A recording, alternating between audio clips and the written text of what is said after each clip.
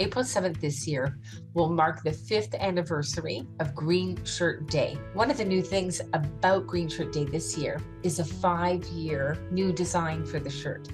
And we're really pleased to have joining us today on Plugged In, the creator of the new design, Brandy Hay. Hi, Brandy. Hi, thanks so much for having me. Can you take us back to the beginning and talk about how it came about that you ended up creating this new t-shirt design?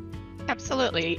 So last year around February, I had touched base with Toby and Bernie at we had a press conference here in Saskatchewan. It was in February, I believe. That was the first time I had met them in person. We, of course, have talked over the years. And so we got to, kind of talking about after we went for lunch and caught up and everything. And I shared more kind of what I do on a daily basis and work-wise. I'm a brand and creative designer at a company called Tech here. So my skills are very much rooted in multimedia design, graphic design for print and digital. And so Toby had kind of asked at that point if I would be interested in kind of helping David Peckham, who's the organizer of Green Shirt Day.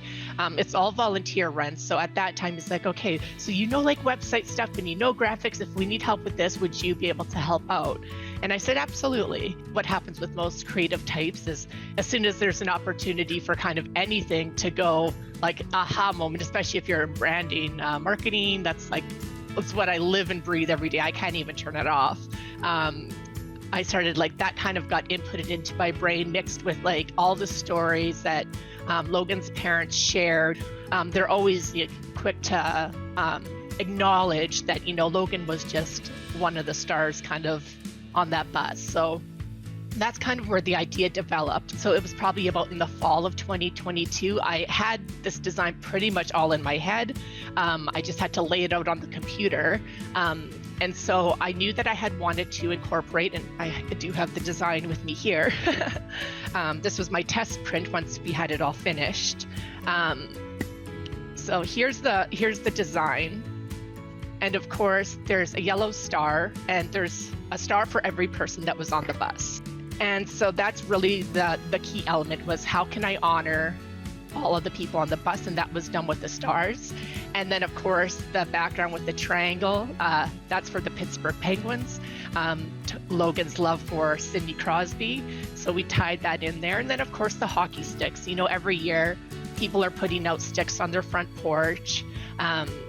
If you're a player of hockey, you wrap your stick in green or you write on the tape. Hockey is obviously one of the common denominators there of that whole event. So I kind of combined all those elements, and then I wanted to make sure we had the date, which is, April 7th, and the Logan Boulet Effect. And then, from my end, I'm inspired as a recipient who's received, I've received a liver 14 years ago and my kidney 2.5 years ago. It inspired me, to talk about my story from a recipient perspective. And, after that event, from what they could track, it was over 150,000 Canadians signed up to become organ donors.